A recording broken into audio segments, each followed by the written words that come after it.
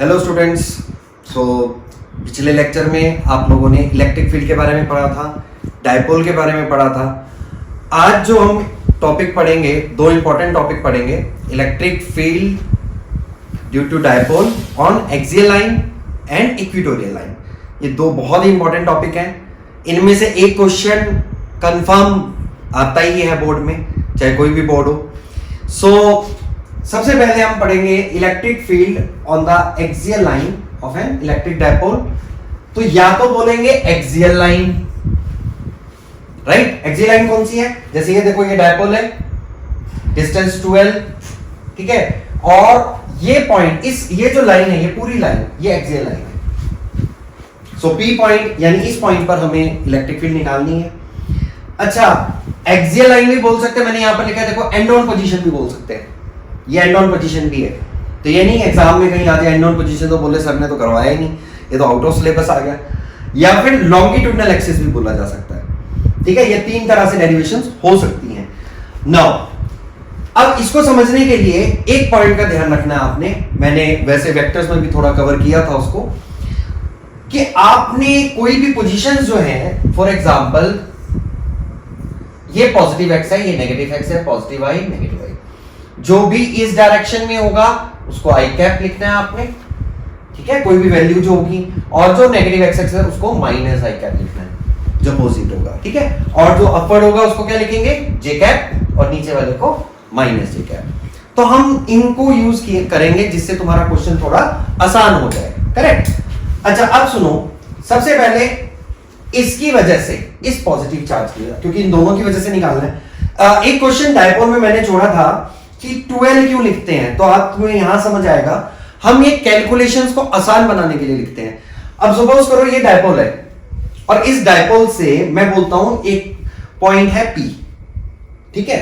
इस डायपोल से distance R पर पॉइंट P, तो डिस्टेंस R मैं कहां से लेता हूं डायपोल से? सेंटर से। तो अगर मैं सेंटर से ले रहा हूं तो ऑब्वियस ही बात है, अगर मैं सेंटर सपोज करो, अगर मैं इसको 12 की जगह L लेता तो मुझे यहां L/2 लेना पड़ता, तो आगे हमें कैलकुलेशंस में थोड़ी प्रॉब्लम आती।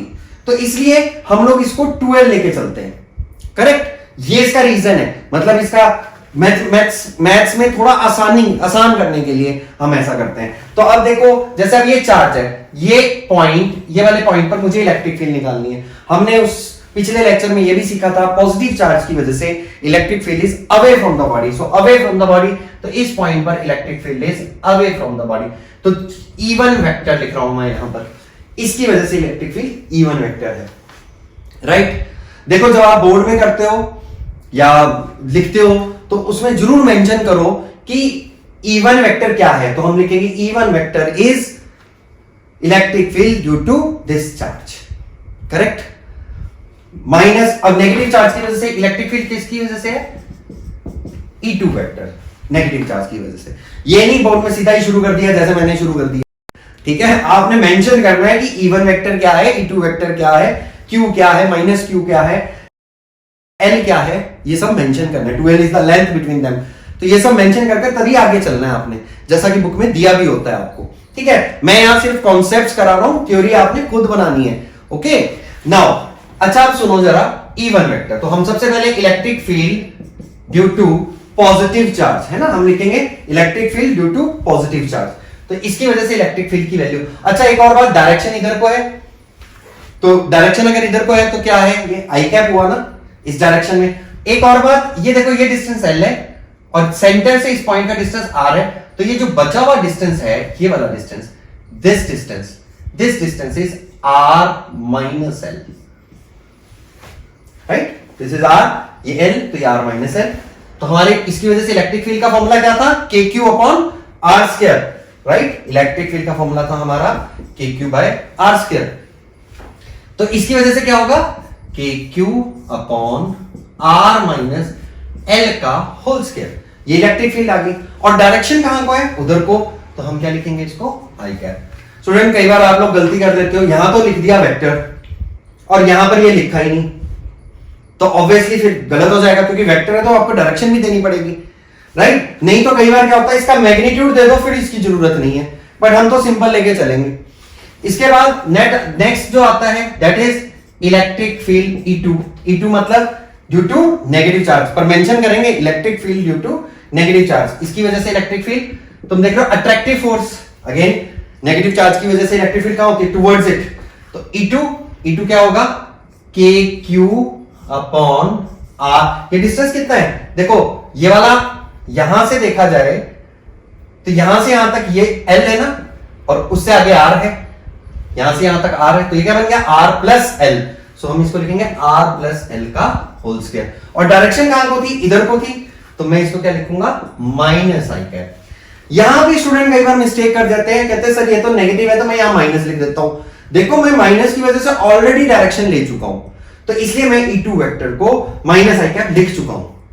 करेक्ट, ये नहीं कि दो बार कर दिया माइनस माइनस प्लस हो गया, ऐसा नहीं करना। तो ये मैं ऑलरेडी ले चुका हूं डायरेक्शन, इसलिए मैंने माइनस आई कैप लिखा है। नाउ हमने क्या पढ़ा था, superposition principle. What was the superposition principle, हमने ये पढ़ा था electric field due to the charges is sum of it, यानी E1 vector plus E2 vector, right, यानी इन दोनों का समेशन। तो मैं इसमें क्या करूंगा, KQ upon R minus L का होल स्क्वायर आई कैप प्लस ये plus KQ upon R plus L का whole square minus i cap, ऐसा लिख लिया मैंने। अब क्या करोगे, देखो इसको मैं आगे ऊपर सॉल्व करता हूं। देखो जब हम ये सब चीजें लिखते हैं, राइट, अब जैसे मैंने ये लिख दिया, अब क्या करना है, जो चीज कॉमन है ना उसको बाहर निकाल लो, सो दैट थोड़ा सा न्यूमेरिकल तुम्हारा आसान हो जाए।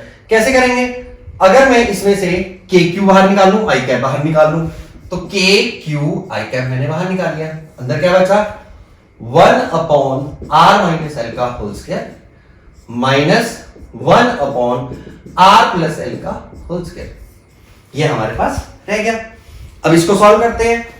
Electric field is equal to KQ I cap, इसका एलसीएम ले लें, R प्लस L का होल स्क्वायर इधर चला जाएगा, माइनस R माइनस L का होल स्क्वायर इधर चला जाएगा, अपॉन ये देखो A plus B A minus B क्या होता है, A square minus B square, इसका होल स्क्वायर आ गया, ऐसे आ गया। बोलो ठीक है, यहां तक समझ आया सबको। अब इसका होल स्क्वायर हम ओपन कर लेंगे, तो जब हम इसका होल स्क्वायर ओपन करेंगे तो लेट्स सी क्या होगा। अब देखो यहां से अगर हम होल स्क्वायर करते हैं तो क्या बनेगा, देखें, E vector is equal to KQ I cap R square plus L square plus 2RL minus, ये मैंने एक बार ब्रैकेट एक और यूज कर लिए, ठीक है, R square plus L square minus 2RL upon R square minus L square का होल स्क्वायर। तो अब देखो इसमें से क्या क्या होगा, ये माइनस को लोगे तो ये कट जाएगा, ये कट जाएगा, 2RL माइनस 2RL क्या बन गया, 4L, KQ आई cap 4RL upon R square minus L square का होल स्क्वायर। सो ये हमारे पास आ गया KQ I cap 4RL this one. अब एक चीज देखो यहां पर, Q इंटू 2L अगर मैं कर लूं, यहां से एक 2 ले लेते हैं, is equal to K Q into 2L, बचा क्या, एक 2L तो ले लिया हमने, यहां क्या बच गया, 2R upon R square minus L square का होल स्क्वायर, ये बच गया हमारे पास, इंटू आई कैप भी था, ये R है, करेक्ट।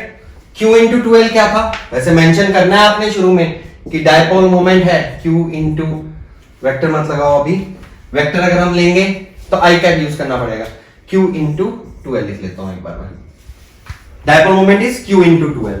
तो अब ये जो वैल्यू है Q इंटू 2L जिसकी मैं बात कर रहा हूं, अब ये मैं वैल्यू इसमें डाल दूंगा, तो ये क्या बन गया, electric field is equal to K पता है ना, 1/4 pi epsilon naught, Q into 2L क्या बना, P इंटू 2R इंटू आई cap upon R square minus L square का होल स्क्वायर, राइट। स्टूडेंट्स अब देखो जरा, अगर मैं इसको वेक्टर में कन्वर्ट करूं, वैसे तो डायपोल मोमेंट की डायरेक्शन क्या है इस केस में, अगर हम देखें what is the direction of dipole moment, तो डायपोल मोमेंट की डायरेक्शन ये है, दिस इज डायपोल, नेगेटिव से पॉजिटिव की तरफ। यानी मैं इसको क्या लिख सकता हूं, Q इंटू 12, अब मैं इसको वेक्टर में अगर कन्वर्ट कर दूं, दिस इंटू आई कैप, ऐसा लिख सकते हैं ना। तो इसका मतलब इसको क्या लिख सकते हैं, E vector is equal to K P vector into 2R upon R square minus L square का होल स्क्वायर। ये आ गया हमारे पास। इसका मतलब electric field, this is very very important, electric field and dipole moment are parallel to each other on axial line, right? Electric field is parallel to dipole moment on axial line. ये याद रखना है आपने कि they are parallel, और लिखना भी चाहिए, लास्ट में लिखना भी चाहिए आपको कि electric field and dipole moment are parallel to each other. Now अब आ जाती है बात, अगर हम बात करें शॉर्ट डायपोल की तो क्या होगा। अगर हम शॉर्ट डायपोल की बात करें तो शॉर्ट डायपोल में क्या होता है, लेंथ काफी स्मॉल होती है। अगर लेंथ स्मॉल होगी, ये लेंथ स्मॉल होगी, तो ऑब्वियसली इससे सब्ट्रैक्ट करेंगे तो इसको निगलेक्ट कर सकते हैं ना। देखो एक बात ध्यान रखो, जब कभी ये कहा जाए कि this is very very small, तो I will say short dipole L is very very less than R। अगर L काफी लेस है तो वी कैन निगलेक्ट इट। कोई बड़ी क्वांटिटी से अगर हम छोटी क्वांटिटी को सब्ट्रैक्ट करें तो कोई फर्क पड़ता है क्या, 10,000 में से 1 को सब्ट्रैक्ट कर लें, क्या फर्क पड़ता है। मान लो तुम्हारे पास 10 करोड़ रुपए हैं और उसमें से मैं 1 रुपया ले लूं, कोई फर्क पड़ेगा, नहीं पड़ेगा ना, या पड़ेगा। तो अब जरा देखो, इसमें से अगर हम डालें तो ये वैल्यू क्या होगी, E vector is equal to K P vector 2R upon, अगर L को निगलेक्ट कर दें यानी इसको 0 मान लो तो क्या बन गया, R is to power 4, R cut जाएगा तो हमारा क्या आएगा, E vector is equal to KP vector upon R cube. तो this is very important, due to short dipole electric field is proportional to R cube, ये आपने याद रखना है। So this was axial line. Okay students, अब next topic जो हमारा है that is also very important, students को काफी कंफ्यूजन होती है इसके अंदर, मुश्किल लगता है, पर मैं तुम्हें सिंपल तरीके से बताऊंगा जिससे तुम्हें याद भी रहेगा और तुम सॉल्व भी कर पाओगे। ठीक है, बुक से थोड़ा सा इसको दो तरह से सॉल्व करते हैं। तो एक तो है कंपोनेंट मेथड जो मैं यूज करूंगा, और एक होता है पैरेललोग्राम लॉ से। तो दोनों से मैं बताऊंगा तुम्हें किस तरह से करना है। लेकिन अब जरा पहले समझ लें electric field on the equatorial line of an electric dipole due to, देखो इक्वेटोरियल लाइन कौन सी होती है, इक्वेटोरियल लाइन ये perpendicular bisector, right, perpendicular bisector है ये, और ये डायपोल है, और इस पॉइंट पर हमें निकालना है P पॉइंट पे, ये डिस्टेंस R है। फिर से देखो क्या बताया था, डायपोल से डिस्टेंस कहां से लेते हैं हम, सेंटर से लेते हैं। दूसरी बात मैंने बोला इक्वेटोरियल लाइन भी बोल सकते हैं, ब्रॉड साइड पोजीशन भी बोल सकते हैं, और पॉइंट ऑन ट्रांसवर्स एक्सिस भी बोल सकते हैं। तीसरा परपेंडिकुलर एक्सिस मैंने बता ही दिया तुमको, तो वो भी बोल सकते हैं। तो देखो इसको करने से पहले एक बार थोड़ा सा ध्यान कर लें, तुम्हें ध्यान होगा हम कंपोनेंट्स बनाते थे फोर्सेस में, फोर्स, चलो इलेक्ट्रिक फील्ड ले लेता हूं। सो अगर इलेक्ट्रिक फील्ड में कंपोनेंट बनाए, ये एंगल थीटा है सपोज करो, तो कैसे बनाओगे कंपोनेंट, इसका कंपोनेंट इधर क्या बनेगा, E cos थीटा, है ना, कंपोनेंट जिसके साथ एंगल बनता था E cos थीटा। अगर स्टूडेंट्स को क्लियर नहीं है तो मैंने थोड़ा सा वेक्टर्स में भी बताया इसको कंपोनेंट कैसे बनाने, E cos theta and this is E sin theta, है ना, कंपोनेंट दो जो बनाए। तो इसको मैं क्या लिखूंगा, इधर को है तो माइनस आई कैप, और इधर जो होगा उसको क्या लिखेंगे, जे कैप लिखेंगे। इसी तरह से अगर इलेक्ट्रिक फील्ड इधर हो तो क्या करोगे, अगर ये एंगल थीटा ऐसे है, ये देखो एंगल थीटा, तो इसको क्या बनाएंगे फिर से, एक तो इधर बनेगा E cos थीटा और नीचे क्या बनेगा E sin थीटा, राइट। तो इधर क्या लोगे, माइनस E cos थीटा होगा, माइनस आई कैप है, और नीचे क्या है माइनस ए कैप। तो ये थोड़ा सा लॉजिक ध्यान रखना, हम उसमें यूज करेंगे। ओके अच्छा, अब जरा देखते हैं, अगर ये इलेक्ट्रिक फील्ड है तो पहले इस पॉजिटिव चार्ज की वजह से इलेक्ट्रिक फील्ड इधर को है, repulsion away from the body, और ये जो नेगेटिव चार्ज है इसकी वजह से इलेक्ट्रिक फील्ड नीचे की तरफ है, राइट, E1 और E2। दूसरी बात, ये R है, ये L है, और ये इसका पाइथागोरस थ्योरम लगा सकते हैं, R² + L²। देन मैंने एंगल थीटा लिया, ये देखो थीटा, थीटा यहां पर आप ए और बी पॉइंट भी ले सकते हैं, ए बी बी लिख भी सकते हो, ए पर चार्ज माइनस क्यू रखा है, बी पर माइनस प्लस क्यू रखा है। अब अगर मैं देखूं एंगल थीटा है, ये नहीं दिया हुआ है एंगल, ये लिया हमने थीटा, तो अब तुम देखो ये पैरेलल लाइन है, ये इसके पैरेलल है, ये थीटा, तो ऑल्टरनेट एंगल्स पढ़ा है आपने 10th में, ऑल्टरनेट एंगल, और ये एंगल इसके देखो जरा, ये वाला एंगल दिस थीटा, ये वाला थीटा इसके साथ कर लो कॉरस्पॉन्डिंग एंगल, ऐसे कर लो, करेक्ट। तो इसका मतलब ये दोनों एंगल और ये दोनों एंगल बराबर हुए।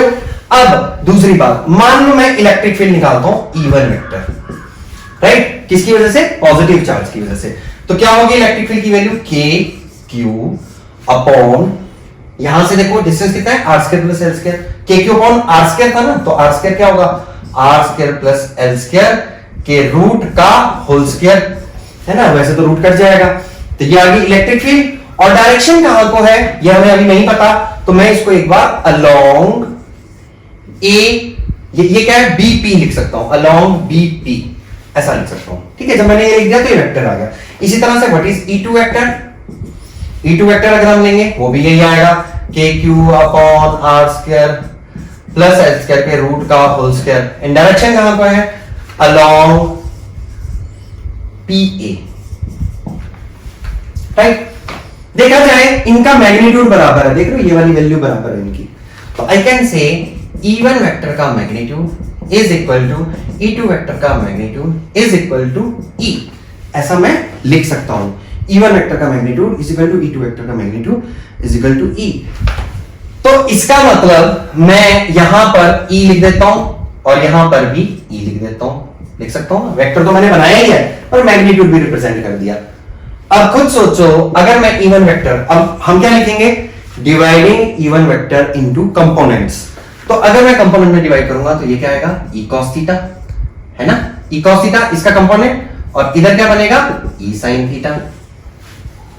तो डिवाइडिंग E1 इनटू कंपोनेंट, तो मैं क्या लिखूंगा, E1 vector is equal to E cos theta I cap minus i cap, क्यों, क्योंकि E cos थीटा इधर को है, माइनस आई कैप, और E sin थीटा ऊपर की तरफ है, तो क्या लिखेंगे, plus E sin theta j cap, ऐसा, करेक्ट। इसी तरह से E2 वेक्टर को देखो, अब आप फिर से हम लिखेंगे dividing E2 vector into components. Student कई बार मैं लिखता नहीं हूं, बोलता हूं, तो आपने लिखना है लेकिन, ठीक है, तो क्योंकि मेंशन करना जरूरी है, ये ना हो जो चेक करने वाला उसे पता ही ना लगे भाई ये कहां से आ गया अपने आप ही, तो मेंशन करना है, ये नहीं सीधा इसको लिख देना, आपने मेंशन करना है E1 vector dividing E1 vector into component form, and तो E1 माइनस cos थीटा, आप इसको सीधा लिख सकते हो, डायग्राम में आपने रिप्रेजेंट कर दिया। इसी तरह से ये जो E है इसका भी हम लिखाएंगे E cos थीटा, और नीचे की तरफ क्या होगा, E sin थीटा, जैसा मैंने शुरू में समझाया था। तो फिर से E2 वेक्टर को मैं क्या लिखूंगा, क्या आ गया, E cos थीटा तो इधर को है, तो क्या लिखेंगे, माइनस E cos थीटा आई cap minus E sin theta, ठीक है, जो कि डाउनवर्ड था। बहुत सिंपल स्टेप है ये, यहां से आप सॉल्व कर सकते हो। फिर से according to superposition principle, E1 vector plus E2 vector, दोनों को ऐड करोगे ये दोनों कट जाएंगे, तो what is the resultant electric field, now resultant electric field, इसको E नेट लिख सकते हो तुम, E नेट लिख सकते हैं, E net is equal to E1 plus E2, E net लिख सकते हो या E इक्विटोरियल भी लिख सकते हो। E1 वेक्टर ये कितना बन जाएगा, minus 2E cos theta I cap, so that is 2E cos theta I cap, right. अब इलेक्ट्रिक फील्ड की वैल्यू क्या है, ये हमें पता है, यहां पर डायरेक्शन हमें पता है। अब हम इस वैल्यू, ये वैल्यू पुट करेंगे उसके अंदर, कैसे डालेंगे, देखो E net vector is equal to minus 2E, E की वैल्यू क्या है, K Q upon R square plus L square, right, root हटा दिया मैंने, इनटू cos थीटा। अच्छा, अब cos थीटा, अब इस ट्रायंगल में cos थीटा किसके इक्वल है, देखो cos theta is L upon this, यानी R square plus L square. So what is cos theta in this triangle, cos theta is equal to L upon R square plus L square का under root, ठीक है, cos theta is equal to L upon R square. अब ये value इसमें डाल देंगे, क्या डालेंगे, L upon R square plus L square raise to power 1/2, right. अब इस केस में माइनस टेक Q इंटू 12 फिर से क्या बनेगा, डायपोल मोमेंट, पर शुरू में मेंशन करना है। अब जैसे यहां सॉल्व करते हो तो लिखोगे dipole moment is equal to, अब डायपोल मोमेंट यहां पर देखो कहां को है, ये नेगेटिव चार्ज है, नेगेटिव से पॉजिटिव की तरफ p वेक्टर, तो डायरेक्शन कहां को है, i का, तो डायपोल मोमेंट का लिखूंगा Q इंटू 12 इंटू i का, ये डायपोल मोमेंट है। तो यहां वैल्यू डाल देते हैं Q इंटू 12। अच्छा एक और चीज तुमने करा था, आई कैप भी है साथ में, क्योंकि हम साथ में लेके चल रहे थे ना, ई कॉस थीटा आई कैप, तो आई कैप भी आएगा साथ में। तो ये क्या बनेगा, E vector net is equal to Q into 12 into I cap, dipole moment बन चुका है, तो ये क्या बनेगा K Q into 12 P vector, क्योंकि P वेक्टर ये है, अपॉन और माइनस है बाहर, R square plus L square, ये 1 है रेज टू पावर 1, ये 1/2, 1 प्लस 1/2 3/2, ये हमारा बना dipole moment. So this is electric field due to equatorial line. पर इसमें एक खास बात देखो, इलेक्ट्रिक फील्ड और ये माइनस आ रहा है साथ में, तो हम बोलेंगे electric field is anti parallel to dipole moment, it is anti parallel to the dipole moment, that is very important. And फिर से अगला केस, अगर शॉर्ट डायपोल होगा, यानी L is very very less than R, short dipole, again short dipole, तो short dipole के लिए क्या करेंगे इसमें, तो शॉर्ट डायपोल में हम करेंगे electric field net vector is equal to ये माइनस KP वेक्टर अपॉन यह क्या, तो R क्यूब भी आ जाएगा। तो यहां देख रहे हो फिर से R क्यूब ही टर्म आ रही है। मैं फिर से ध्यान रखा बता दूं तुमको, यहां माइनस आ रहा है साथ में, और electric field KP upon R cube आ रहा है, लेकिन ये क्या था, इक्वेटोरियल, मैं इसको लिख देता हूं, इक्वेटोरियल के लिए था। अगर तुम्हें ध्यान हो, हमने एक्सियल के लिए पढ़ा था, तो याद करो एक्सियल के लिए क्या फॉर्मूला था हमारा, एक्सियल के लिए हमारा फॉर्मूला था electric field axial is equal to 2kp vector upon R cube, ये फॉर्मूला था, है ना, ठीक है। तो अगर हम मैग्नीट्यूड की बात करें इन दोनों में, तो इलेक्ट्रिक फील्ड एक्सियल का magnitude is equal to 2 times electric field equatorial. Electric field axial is 2 times electric field equatorial. ये ध्यान रखना, कई बार एक्सप्रेशन भी आ जाता है, तो यहां से आप सॉल्व कर सकते हो। तो स्टूडेंट्स ये दोनों डेरिवेशंस बहुत इंपॉर्टेंट है। एक और डेरिवेशन है इसी में, एट एनी पॉइंट, तो वो मैंने लिंक नीचे दिया है, बोर्ड पॉइंट ऑफ व्यू से इंपॉर्टेंट नहीं है, कंपटीशन पॉइंट ऑफ व्यू से भी बहुत ज्यादा इंपॉर्टेंट नहीं कह सकता मैं उसको, लेकिन उसका लिंक मैंने नीचे दिया, अगर किसी ने पढ़ना है तो वो पढ़ सकता है। Electric field due to dipole at any point, कोई भी पॉइंट पर अगर निकालना हो, उसका फॉर्मूला भी दिया होगा, ठीक है, तो आप उसको उस लिंक के थ्रू पढ़ सकते हैं। और अब आप नेक्स्ट जो है इसके न्यूमेरिकल सॉल्व करेंगे, अगले सेक्शन में हम थोड़े न्यूमेरिकल्स के ऊपर फोकस करेंगे, ठीक है। इनको लिख के देखना है आपने, अपने आप पहले एक बार समझ लो और फिर अपने आप लिख के देखना है। स्टूडेंट्स जैसे हमने अभी डेरिवेशन सॉल्व की इक्वेटोरियल लाइन की, इसका एक दूसरा मेथड भी है, बाकी सब तो आप कर लेंगे, बट एक कॉन्सेप्ट लगाएंगे हम इसमें, पैरेललोग्राम लॉ को यूज कर आप चाहो तो इससे भी कर सकते हैं। पैरेललोग्राम लॉ में अब पहले ये देखो, ये तो हमने कर ही लिया था पीछे कि ये मैग्नीट्यूड बराबर है E and E, और इन दोनों के बीच में एंगल कितना है 2 थीटा। तो पैरेललोग्राम लॉ में आप क्या करते हो, पैरेललोग्राम में अगर मुझे रिजल्टेंट नेट इलेक्ट्रिक फील्ड निकालनी पड़े तो क्या बनेगी, E square A square plus B square plus 2AB cos theta, तो मैं वैल्यू डाल रहा हूं 2E square cos theta cos 2 theta, क्योंकि इन दोनों के बीच में एंगल है 2 थीटा। यहां से अब क्या आएगा, देखो 2E square plus 2E square cos 2 theta, right. अब इसमें से 2E स्क्वायर कॉमन निकाल लो, 1 प्लस cos 2 थीटा, इसका under root 1 plus cos 2 theta, ये ट्रिग्नोमेट्री +1 का एक चैप्टर है, सेकंड पार्ट का अगर तुम देखोगे तो उसमें मैंने सिखाया हुआ है कि 1 प्लस cos 2 थीटा किसके इक्वल होता है, 2 cos स्क्वायर थीटा के इक्वल होता है, ठीक है। ये फॉर्मूला है ट्रिग्नोमेट्री का, अगर किसी स्टूडेंट को प्रॉब्लम आए तो +1 का एक ट्रिग्नोमेट्री लिंक नीचे दे रहा हूं, सेकंड पार्ट उसमें बीच में मेंशन किया हुआ है cos 2 थीटा कैसे निकालते हैं, तो आप वहां से देख सकते हो। तो यहां से क्या आएगा 2E square 2 cos square theta, ठीक है, यहां से कॉमन निकालेंगे तो क्या बन गया ये 2e cos theta, this is equal to net जो हमने 2e cos थीटा। बस इसके बाद डेरिवेशन आपको मैंने पीछे सिखाई है, cos थीटा की वैल्यू डालनी है, e की वैल्यू डालनी है और वहां से इक्वेटोरियल के लिए सॉल्व कर सकते हैं। ओके